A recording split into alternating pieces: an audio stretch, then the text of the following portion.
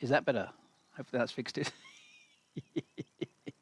uh, you can tell I haven't been doing this for 3 weeks. Right, maybe we should start that all over again because obviously I was wittering away there for a little while and it was busted because I hadn't clicked one of the buttons. Hopefully that's working. Excellent. It looks like it is. Anyway, so who have we got on? Alpha Epic 11. Thank you very much. Good to see you. Magnificent Mako. Good to hear you too. And Chris Viking. Thank you very much for popping along, all of you. Good to have you here. So completely starting this all over again because you missed me rambling. Oh, and another one. Captain course, CPT course. Hello there. Good to see you too. So just to wind back again, apologies for pressing the, or not pressing the mic button. Apologies for the absence. I was away for 3 weeks because partly a couple of other bits and pieces turned up, and also I had a holiday. And I think it's fairly good advice not to advertise that you're going away on holiday. on social media and various other forms of entertainment because people will potentially take advantage of the fact your house is empty. So apologies if that wasn't entirely clear, but it should be a bit more regular again now.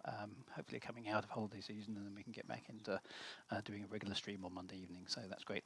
And Sunseal UK, hello, thank you very much for dropping in. So I've had actually quite an exciting afternoon today, writing-wise, because something just turned up in the post. And so you guys are the first to see this kind of in the flesh. My latest book, this has got nothing to do with tonight's topic, by the way, but my latest book has turned up in paperback form, which is very, very exciting, for me anyway.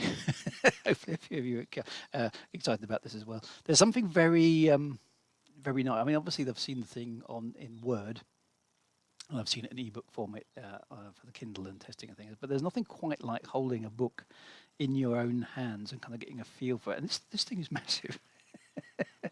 Look at the size of it. It's like a great big enormous doorstop. It is, let me just double check here.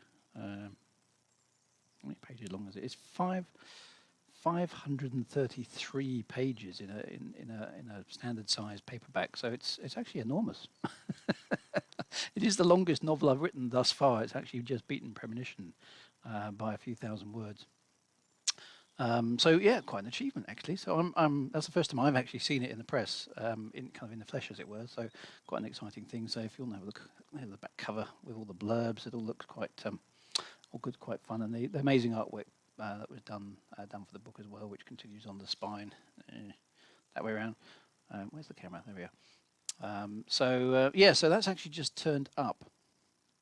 And it's a lovely thing to hold your own book in your hands, which is an experience I think that I'm hopeful many of you will have at some point as well if these streams are successful. So that is the end of the process actually in terms of the creation of a book. Now, for me, that is 2 years worth of work encompassed in that.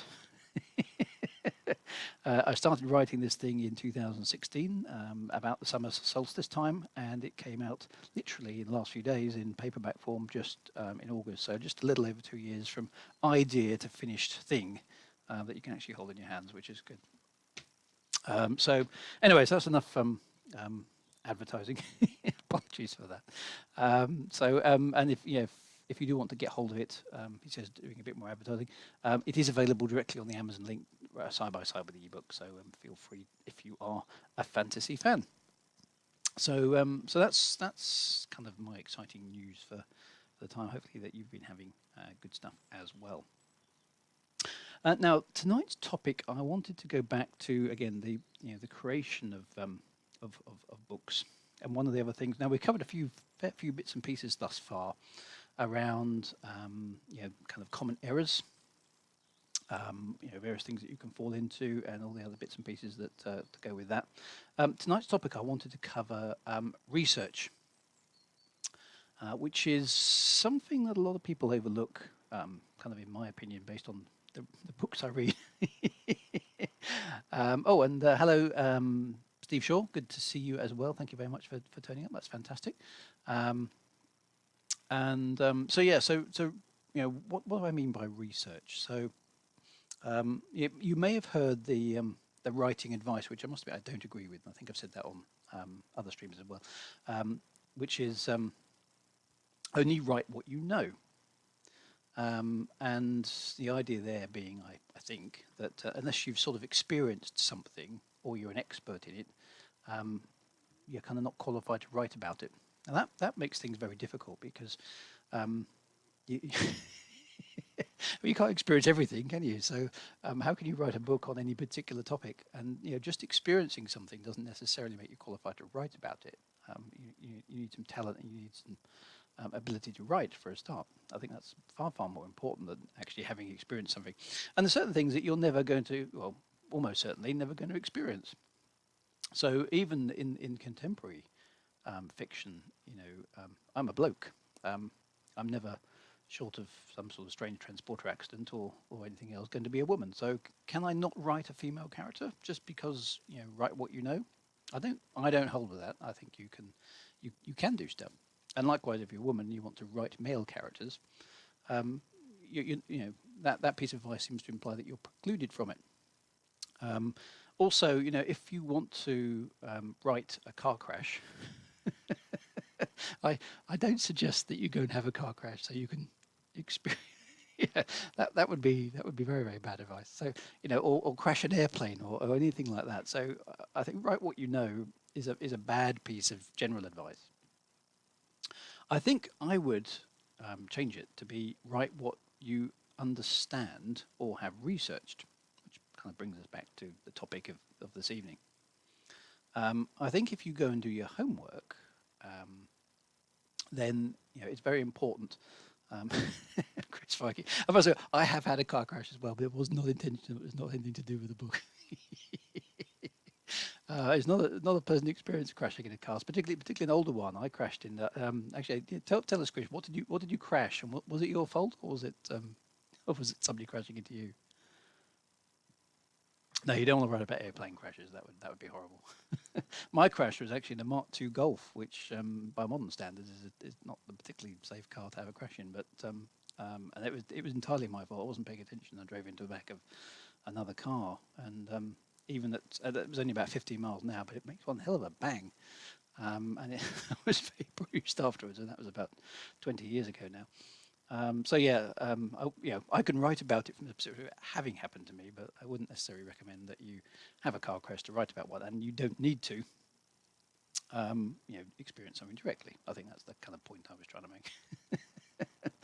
But so yeah, so I mean, but let's take that example. Actually, it's not a bad one. You might, a car crash is not an unreasonable thing to have in a fictional story.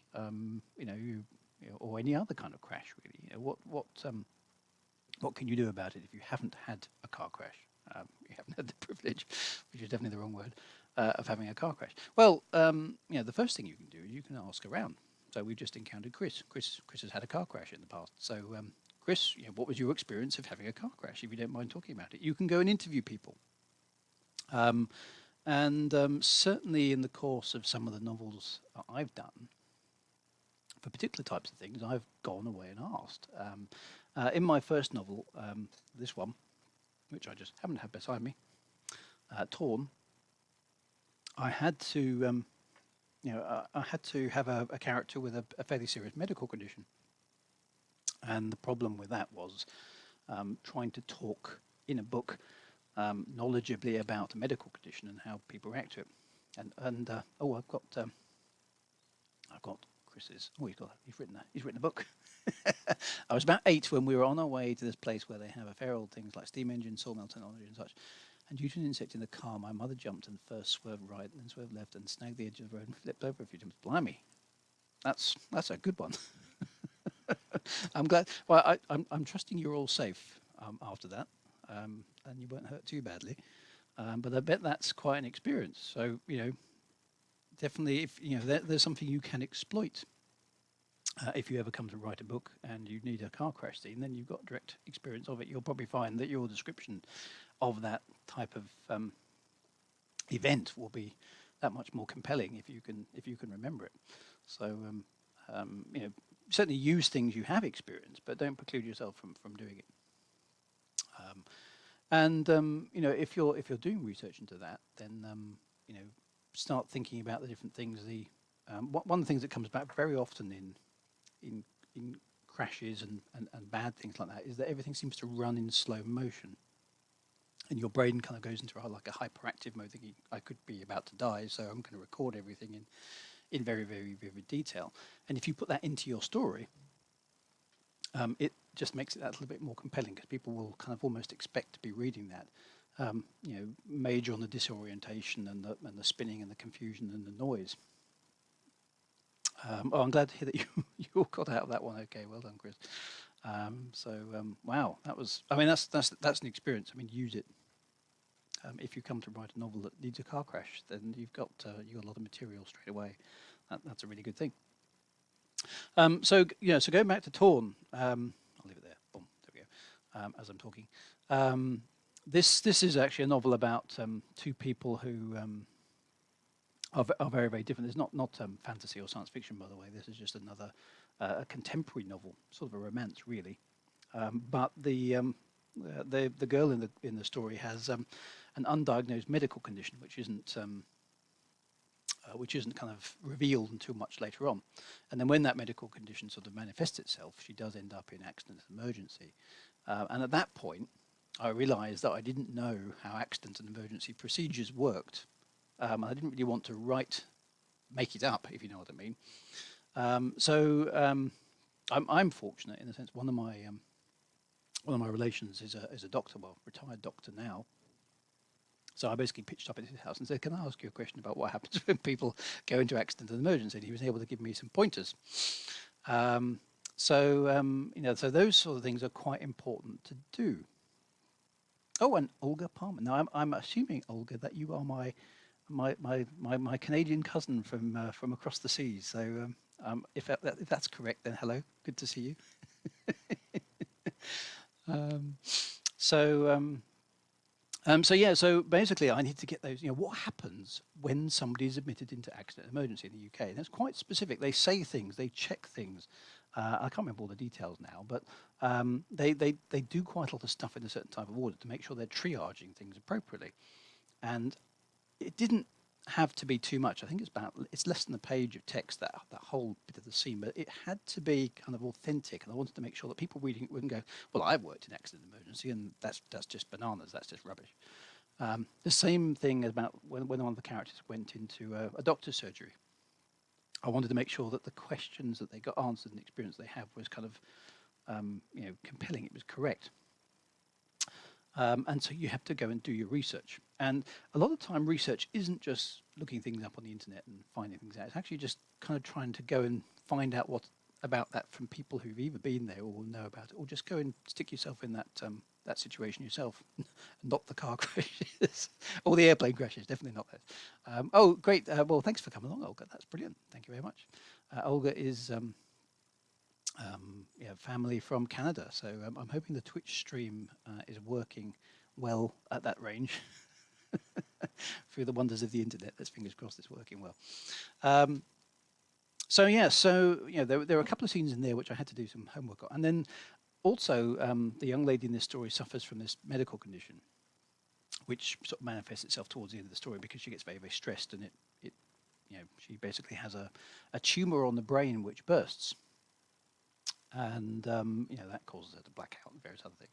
So when she's in accident emergency, they go through the process of diagnosing what's wrong with her, trying to figure out why she's kind of completely conked out and why she's injured and so on and so forth.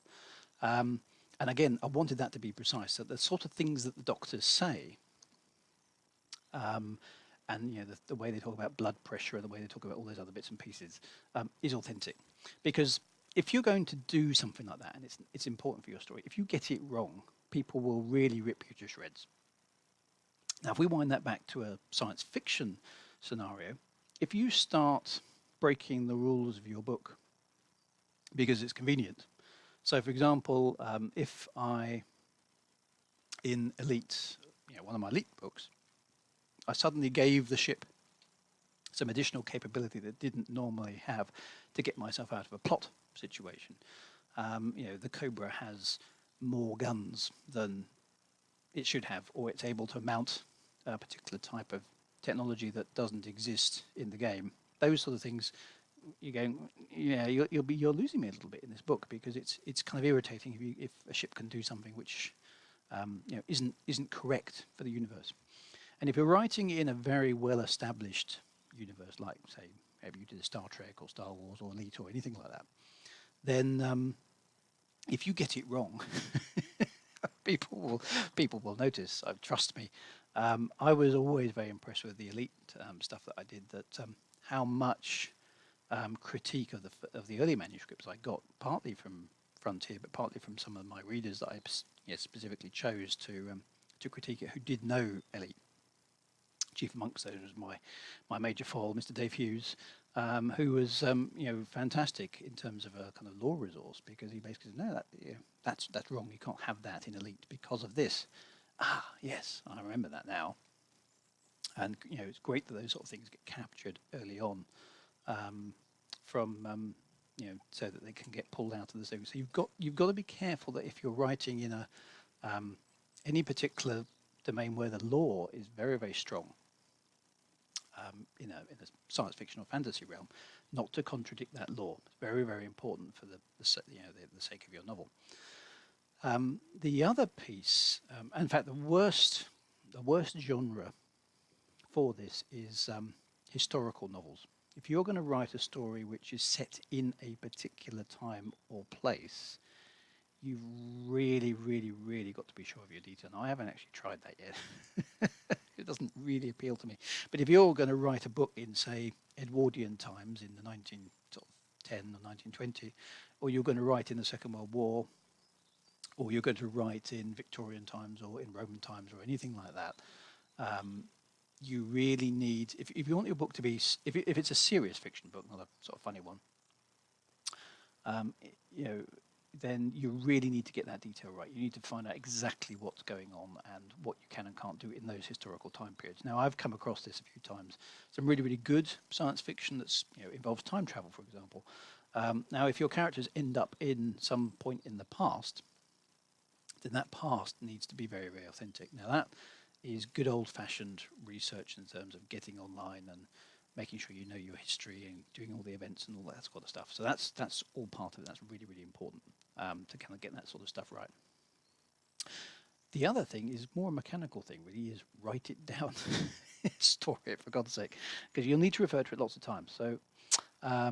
So let me just swap you over to, and yeah, you're absolutely right. It is tricky. You don't want to get these things wrong, particularly in certain places.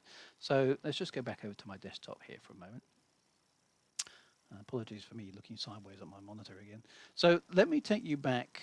As you know, you've probably all seen this before now. Where are my documents? There we go.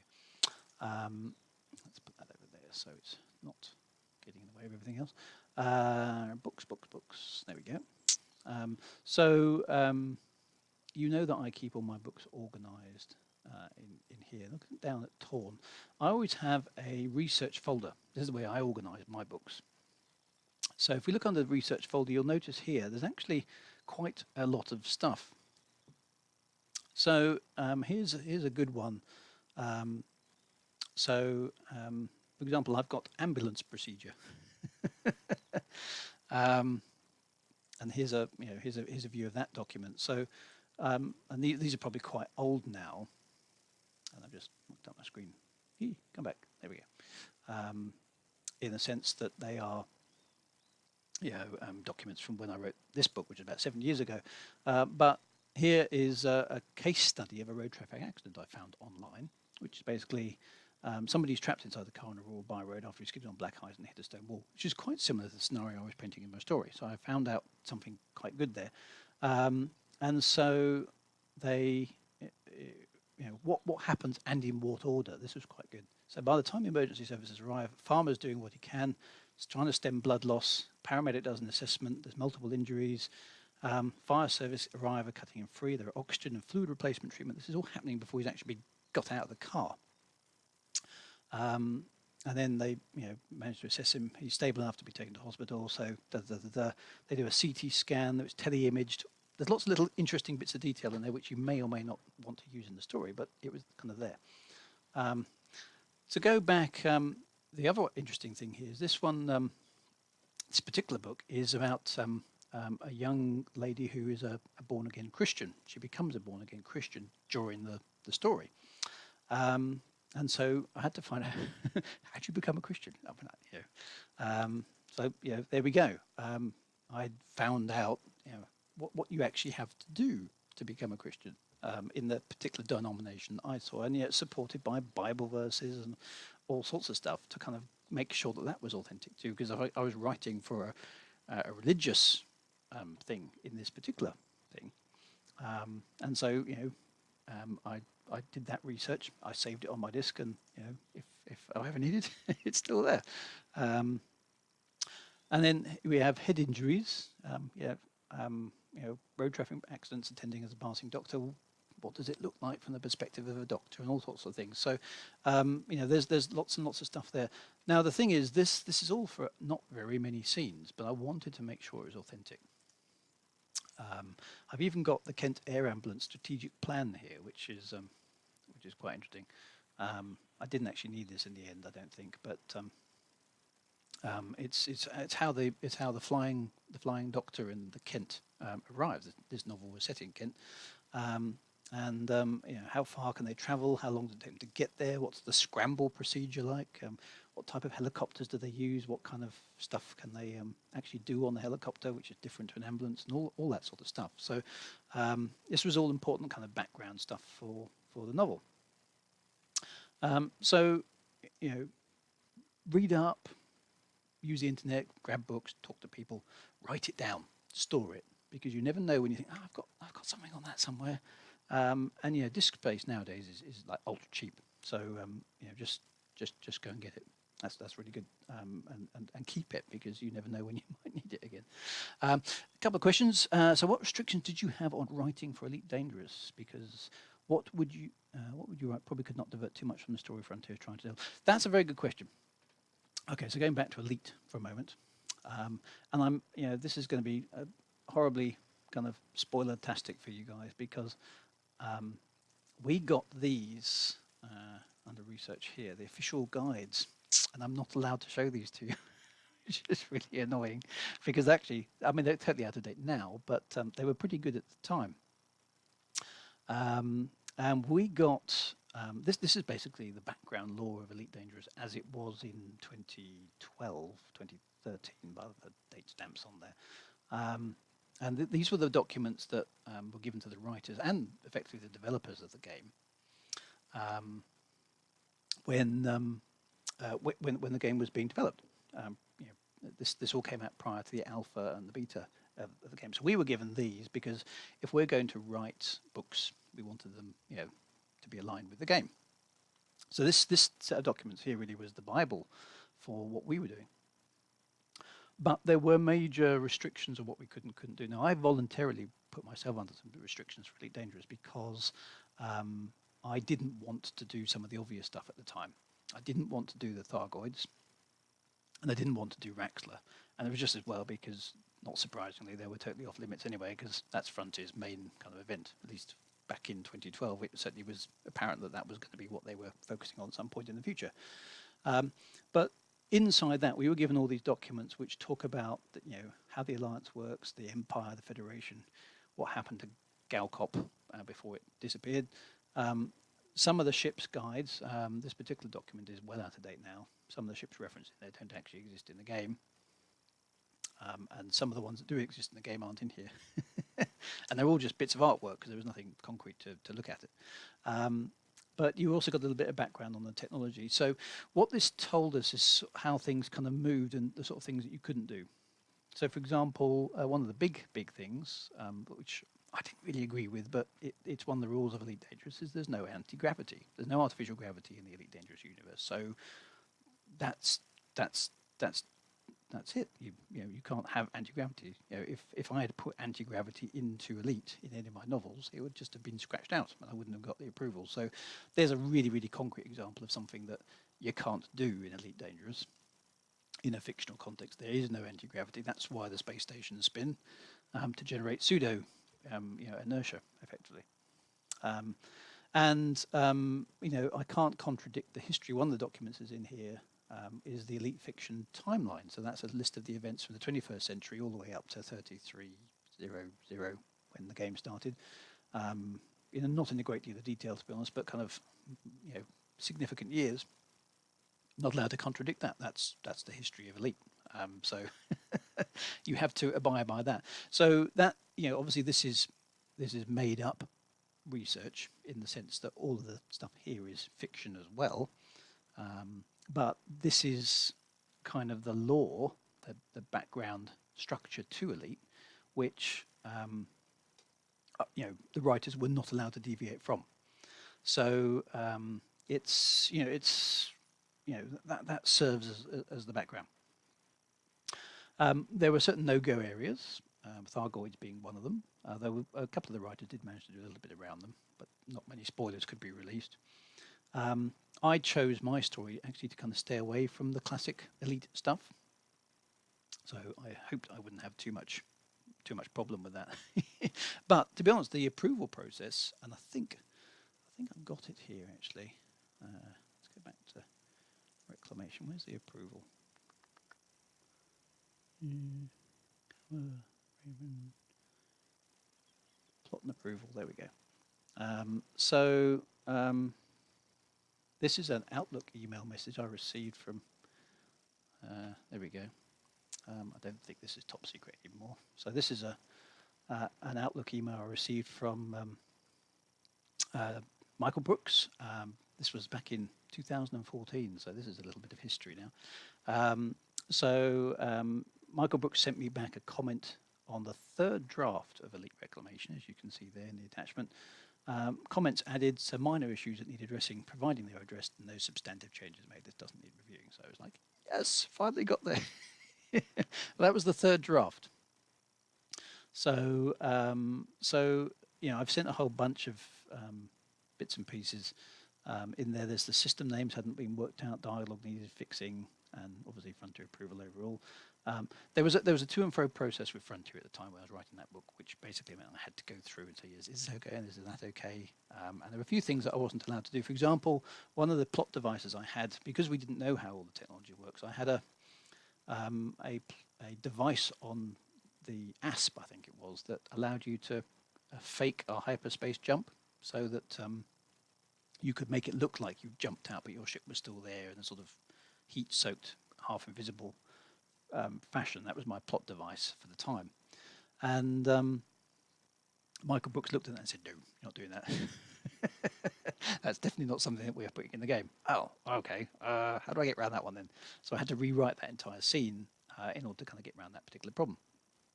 And that was one of the challenges of writing the Elite books at the time, is that the research that you could do kept changing as the developers were putting the game together.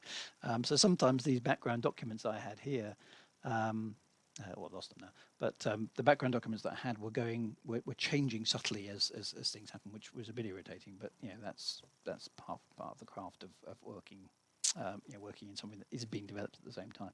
But those documents are effectively the research. But that's not the only research I did for that. So if we look under research, you can see that I had lots of other things. So I don't know if you recall this, actually. Some of you may not have even seen it. This is the original battle footage video that we got long before the game came out. I'll just have it playing subtly up in the background here. If it will load, should do. There we go.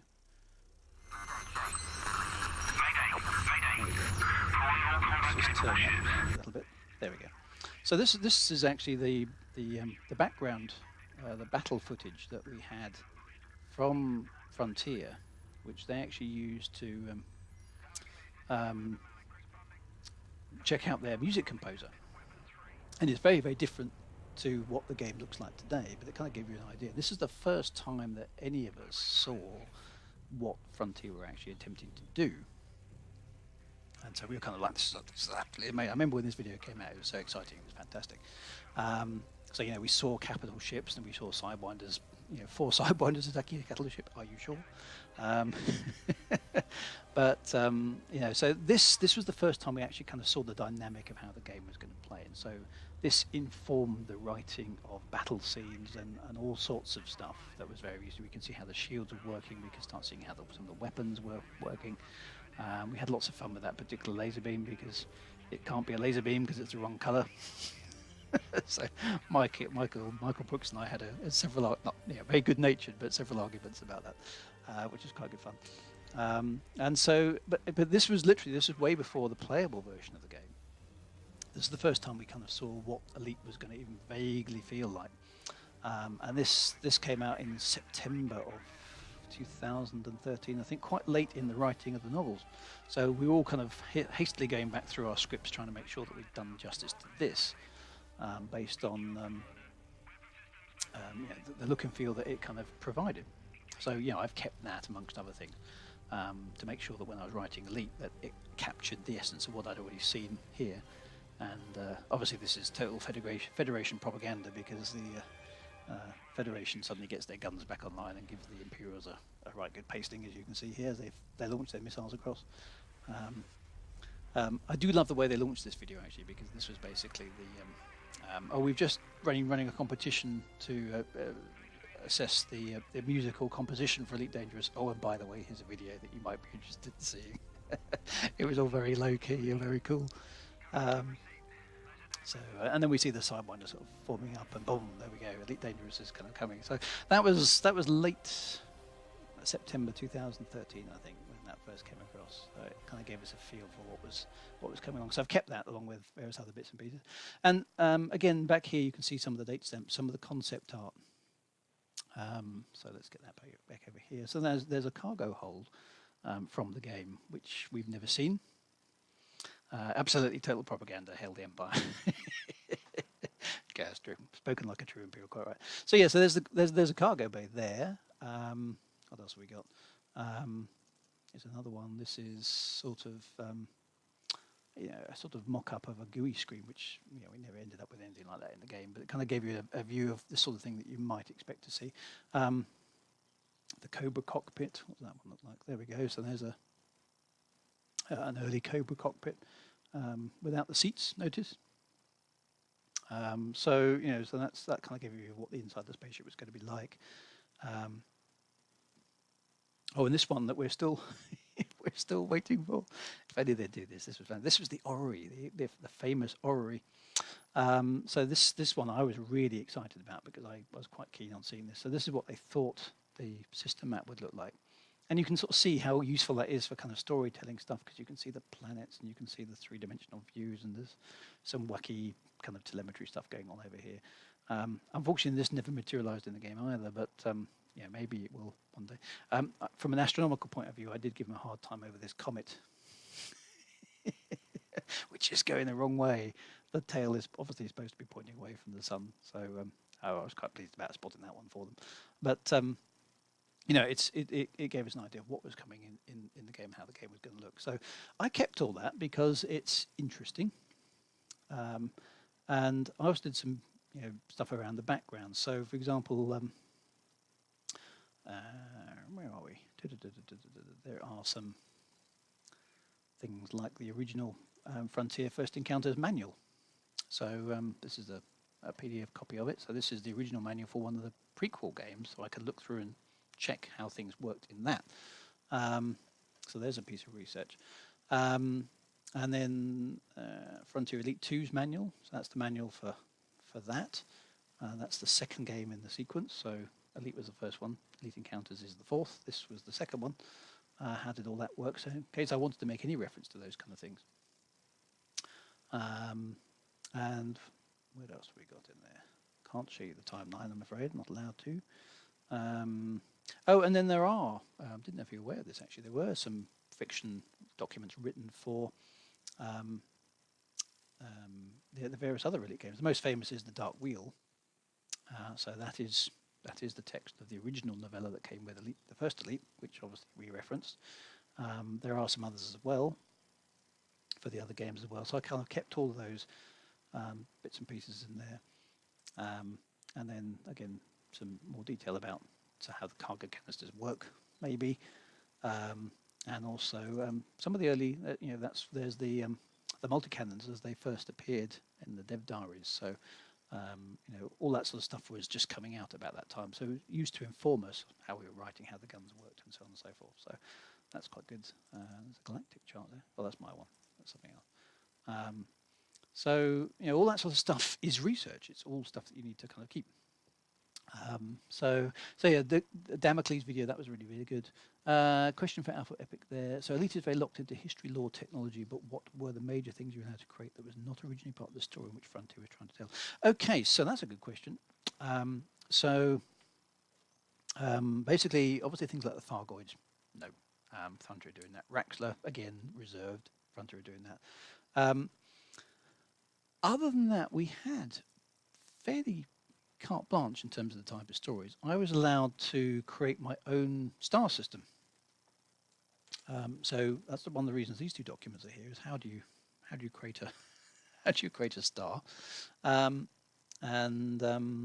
ended up doing that, and I was able to create my own star system, put it in the game, and then write stories based on that. So I kept away from the existing planets that were kind of imported from the previous games.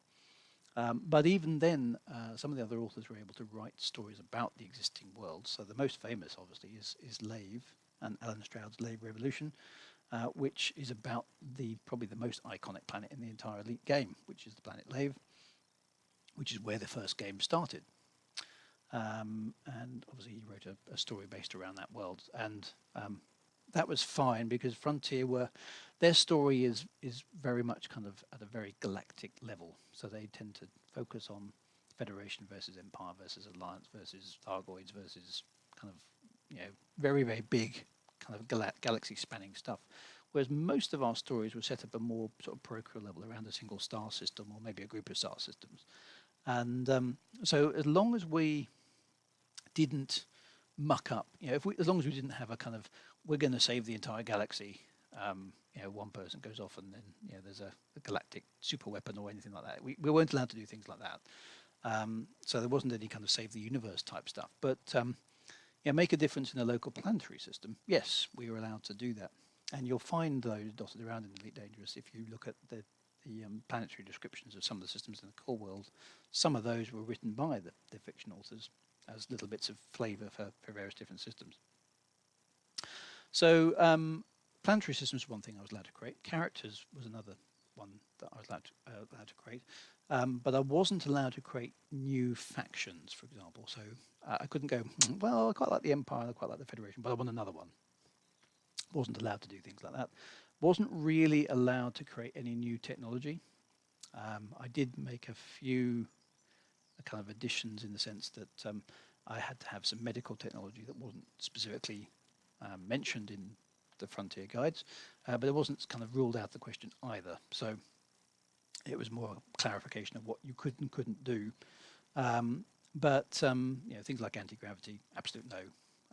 Straight from David Braben. You can't do that. That doesn't exist in the universe. So some rules were completely sacrosanct and you weren't allowed to bend them. And that was that. So Elite was quite restrictive in that sense because you had to stick with the history, you had to stick with the ships, you had to stick with the locales, although we were allowed to create some of them ourselves, and you had to stick with the established way that those organisations worked. So I've got something, I wonder where it is now.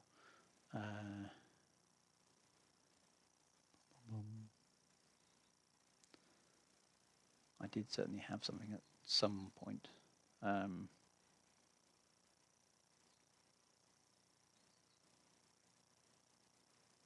I'm not sure where it is now, which is basically about how the Empire worked in detail, and you could structure the different models from the senator down to the patrons, down to the the political operators and all those kind of things. So it was very much based on ancient Rome, but it kind of brought into a modern context. And I had to use that to make sure my characters had the right rank and that they had the right responsibilities as I was doing that kind of thing, to make sure the Empire that I wrote about, because my book was, I think, the only one that kind of focused on the Empire directly, so that the characters in my book had the appropriate ranks and they had the appropriate strata in society in order to make the thing representative of how David Braben thought the Empire would be constructed.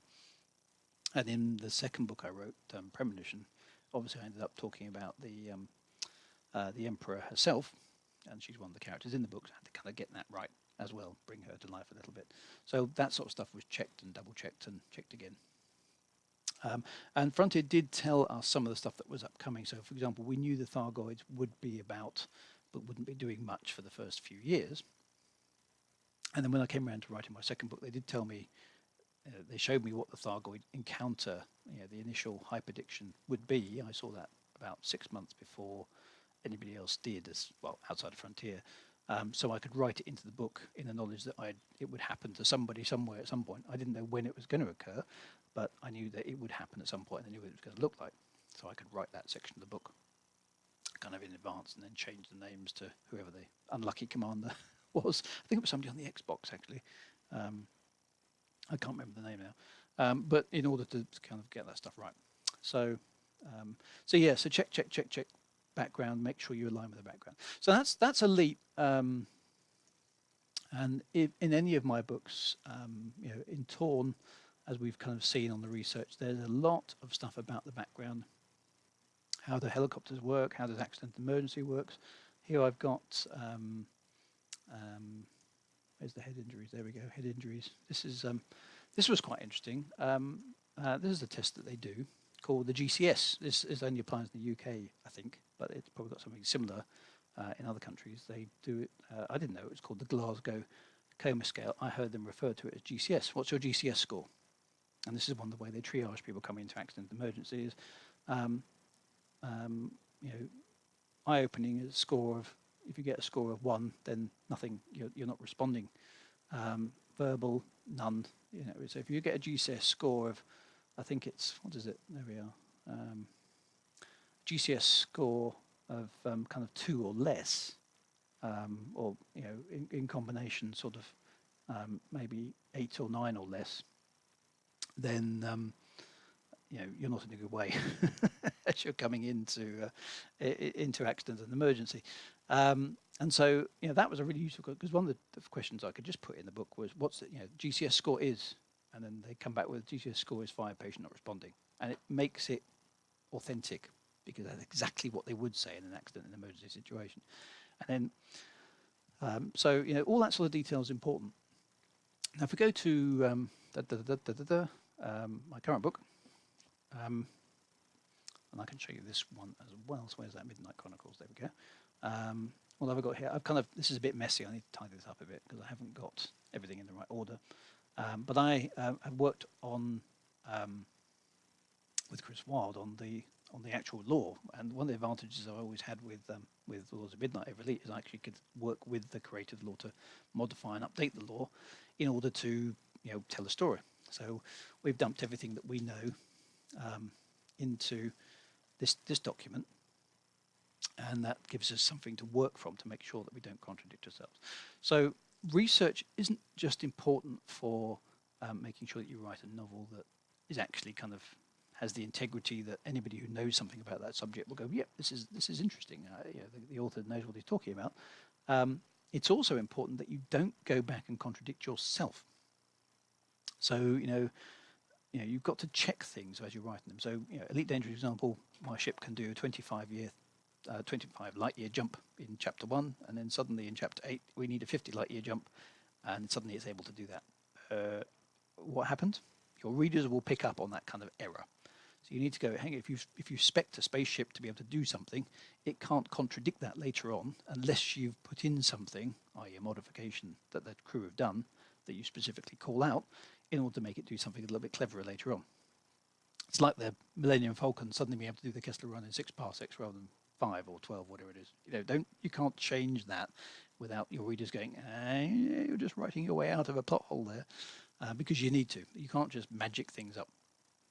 So, you know, stuff like that is important for internal consistency of your own document.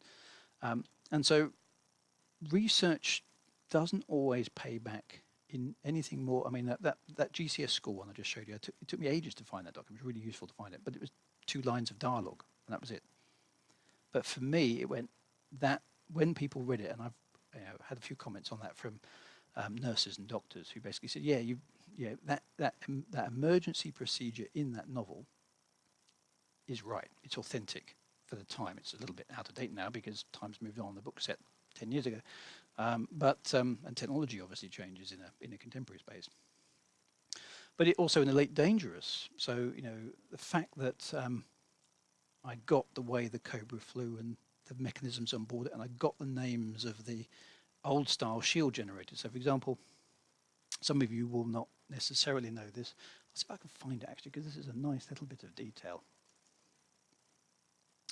that not everybody will appreciate, but those who really know their Elite would have done and have commented about it. Final draft, let's have a look in here. So, I can never remember the password. I have to find the other copy. There we go. So this isn't actually the final version, but it's kind of close enough.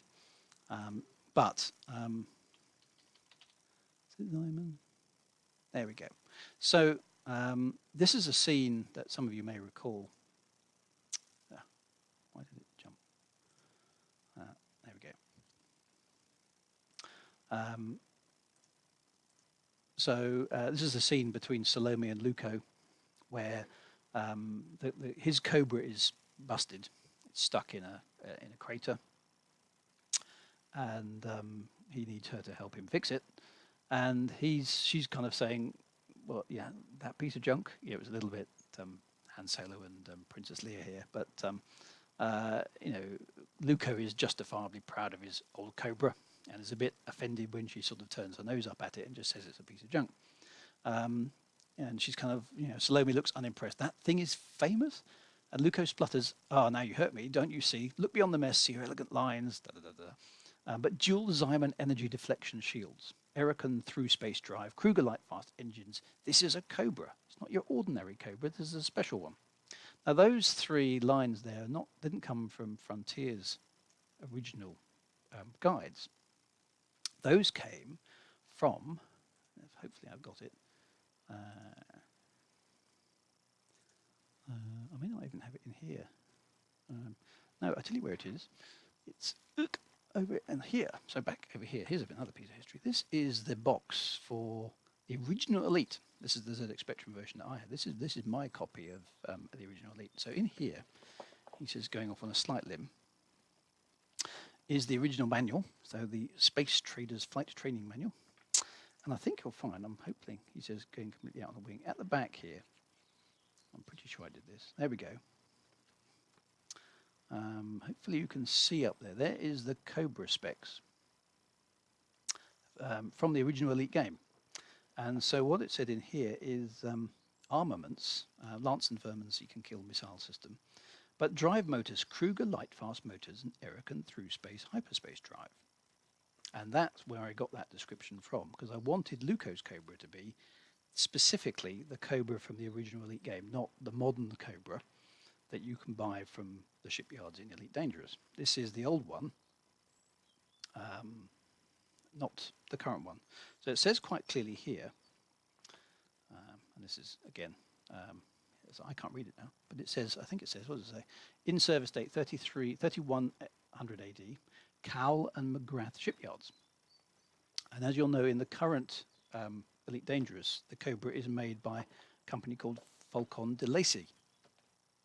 And so what I did there was just left that for the real elite nerds,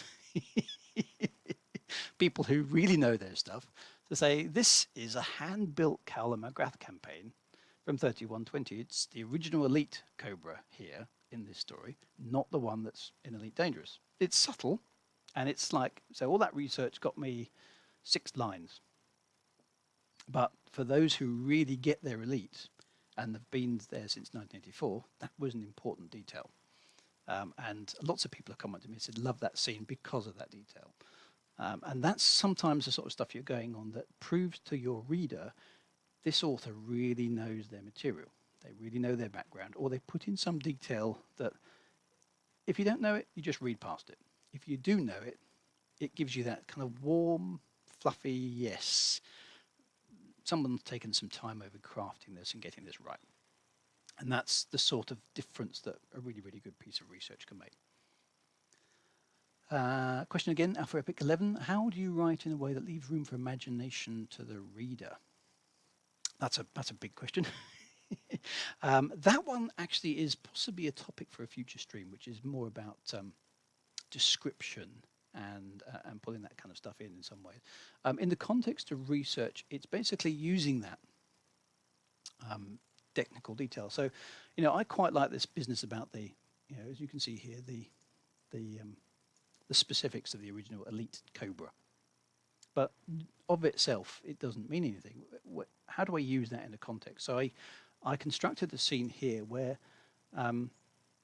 you've got a chap who's very proud of his ship, and you've got a woman here who doesn't understand the significance of it, and you can get the character to explain to another character why the ship is significant without you having to go, well, the original Cobra Mark III is a remarkable vessel, and you dump that sort of expedition to a story. That's horrible. We don't want to do that. But I wanted to kind of get the impression there's something special about this ship,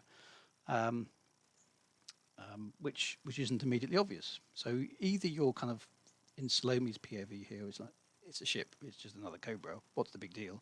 Or you're in Luco's POV and you've got the, oh yeah, it's an original Cobra, oh my God, they're still flying, kind of reaction, depending on kind of which angle you're taking. And there's a little bit of reference here down.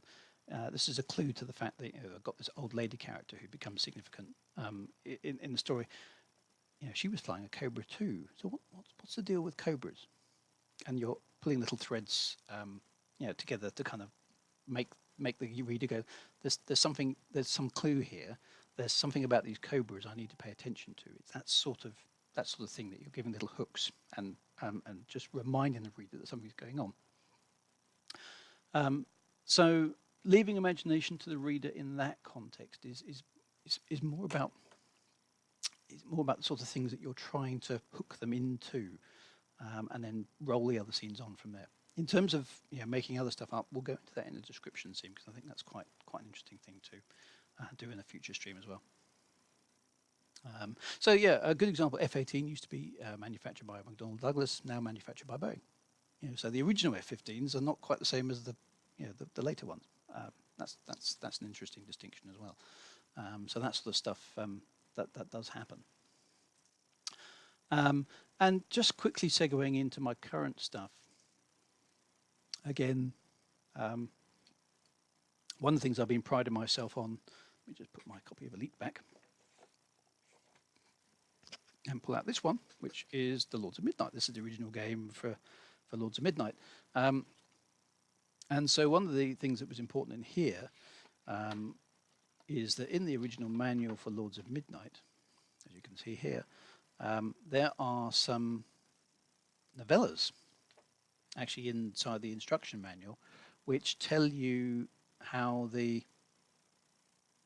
how the game starts. This is the preamble to actually playing the game. It's actually a story, which was obviously a thing in the 1980s, which is good.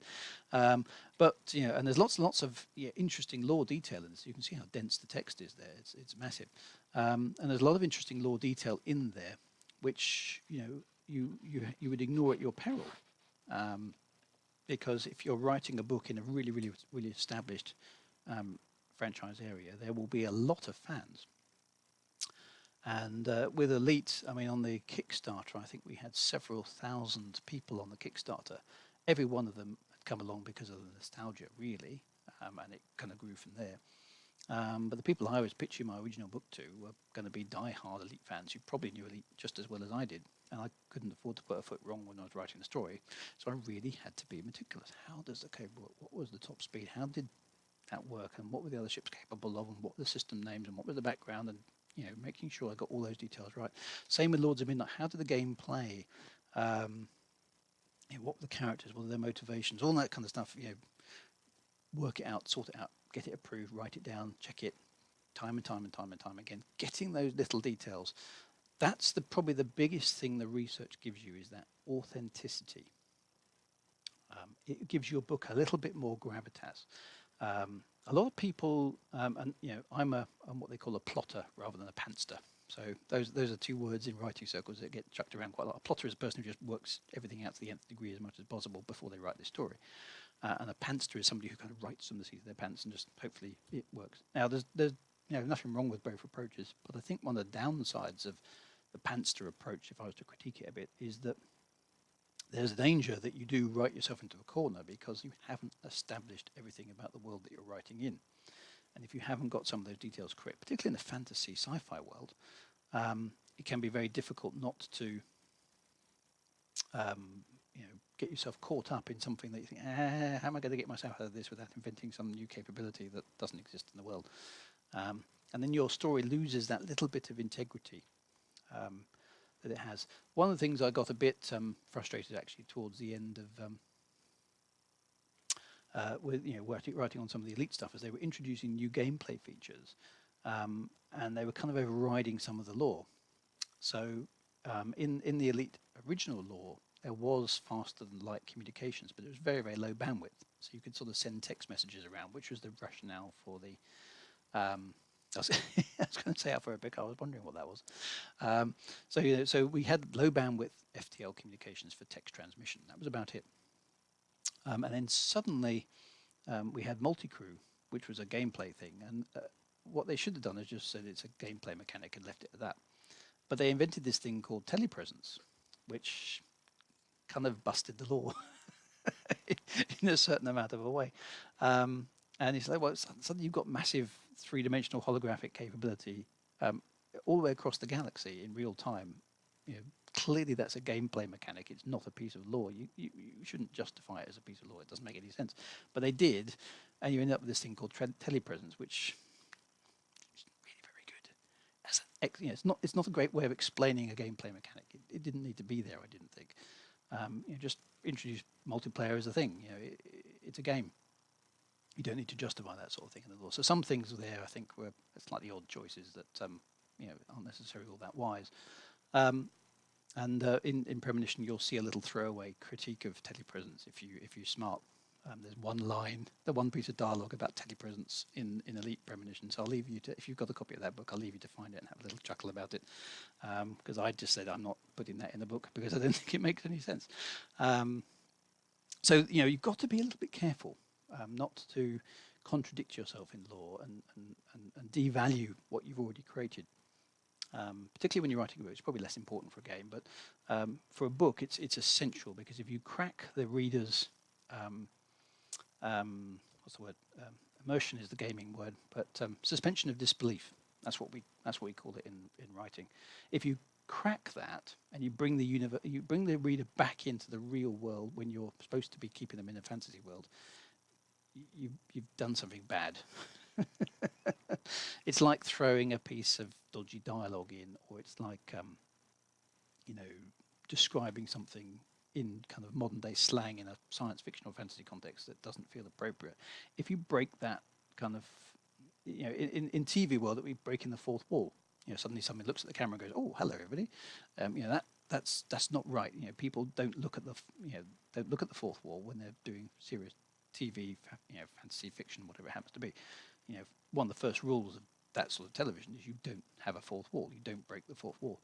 And in writing a book, you mustn't break the suspension of disbelief. Very important not to do that.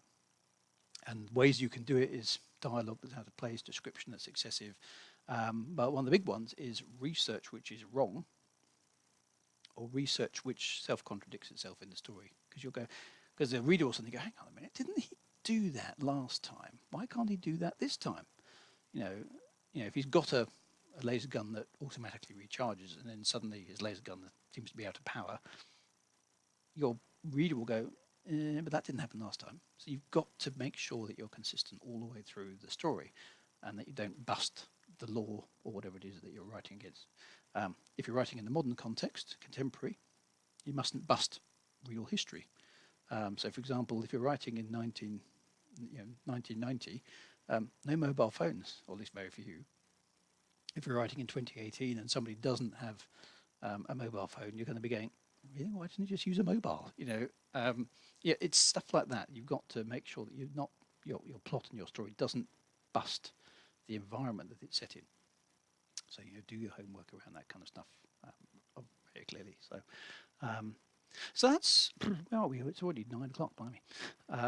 So I've been told off my wife for waffling on too long about these sort of things. I mustn't go on for an hour and a half. So I'll bring that to a close at that point with just a quick summary. So research does take a bit of time. Don't underestimate the amount of background that you may have to do to get your compelling environment right. Now, if you're doing that on your own, that's quite a big piece of work. If you're lucky, like me, in terms of the elite stuff, a lot of that work was done for me by other people, which was great. And in Lords of Midnight 2, I had the advantage of both of those games. I'd played them a lot as a younger man, knew them really, really well. With the Torn book, I had to do all that work myself, but it was set in the real world, so that was a little bit easier to do because obviously you can go off and have a look at the real world and make some notes. But don't underestimate the amount of research you have to do. And if you're doing anything where you think maybe a specialist in that field might come and read your book. So in my example, it's the accident emergency procedure. I didn't want anybody who'd worked in that environment to go, no, that's not how it happens. That's just wrong, or that kind of stuff. If you've got a scene that's important, and it's got some detail in it, don't just make the detail up based on episodes of TV series. Go and do the research because it does make a difference. You might find a little interesting gem in there that helps sort of set your book up. The attention to detail is important. And the elite examples, picking up little things from the previous games, making sure the details of the systems were correct, the specs of the ships and all that sort of stuff. It's all detail. It's all a little bit tedious to do, but readers really appreciate that attention to detail when they come to read the story, because they just go, yes, I feel comfortable that this is authentic. This is the real deal. This isn't playing fast and loose with, the game or whatever it is that I love. This book is taking it seriously, even though it's a work of fiction. So, research really underpins your novel. You need to do it, I think, for something that's very, very compelling, and ignore that at your peril. There is it's difficult to say how much research is enough, and I'm not sure. You kind of if you feel comfortable a scene is working, and you feel that if somebody else has read it and they go, yeah, that's got an interesting bit of detail in it, then you probably got it. You don't want to do too much, and you certainly don't want to put too much in the story. Notice that I did quite a lot of research on that GCS scale, 2 lines of dialogue. That's it. So, don't dump a whole bunch of stuff in. In one of my early drafts of Torn, I had a whole bunch of information.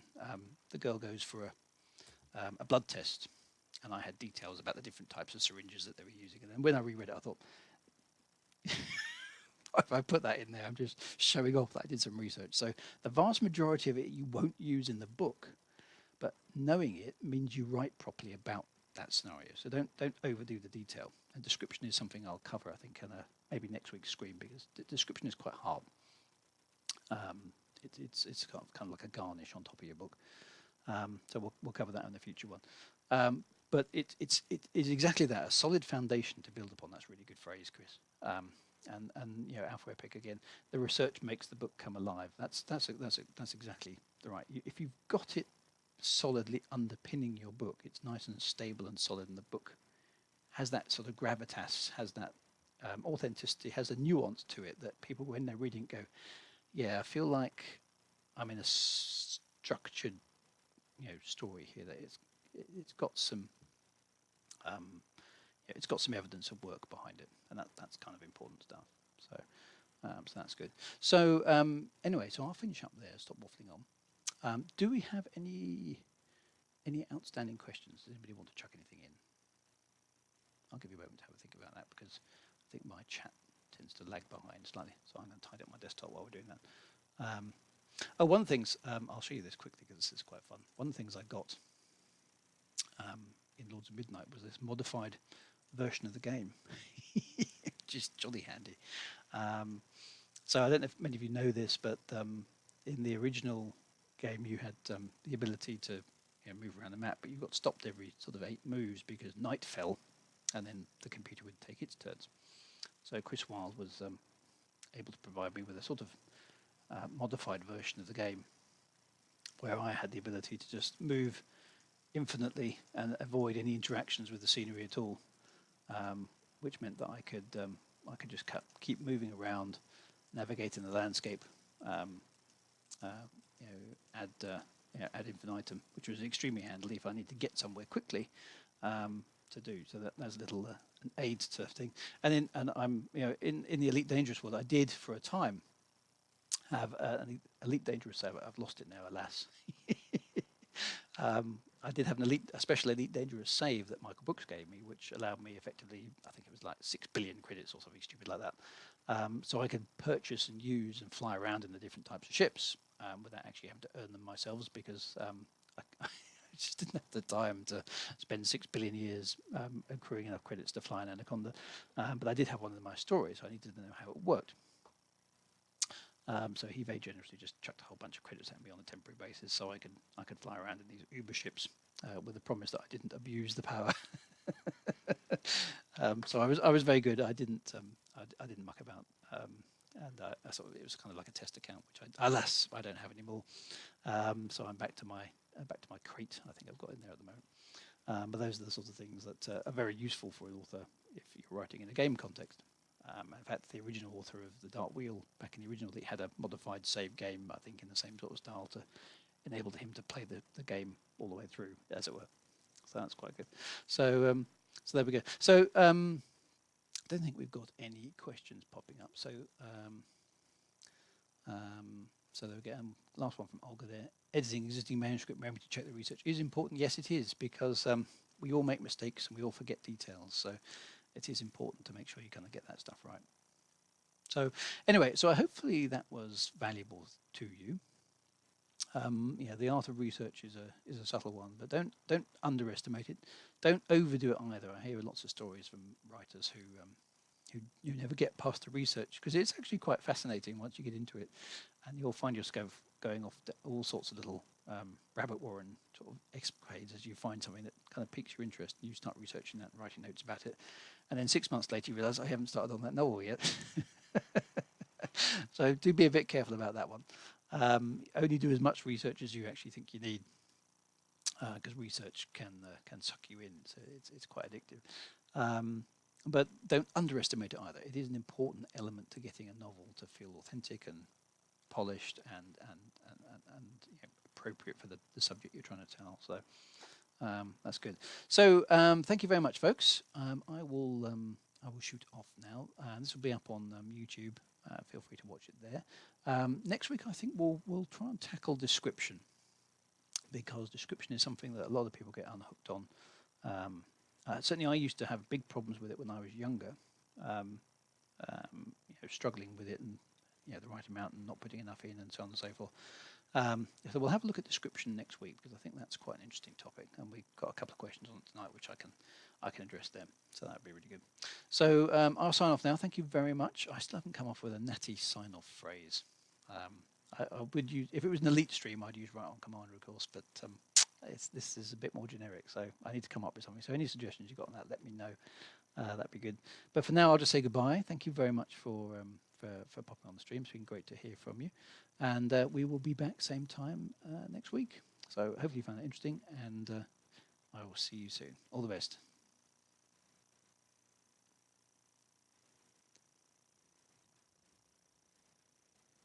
I've got to click the right button. There we go.